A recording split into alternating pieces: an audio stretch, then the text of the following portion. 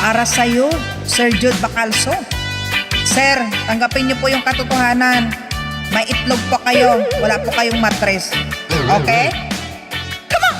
Kung ako'y may ipatulpo, ang ipatulpo ko, ang ipatulpo ko, si Sir Jude Bacalso. Demanding ka, assuming pa, gandang-ganda sa sarili mo. Ganda ka sa sarili mo, mukha ka namang barako.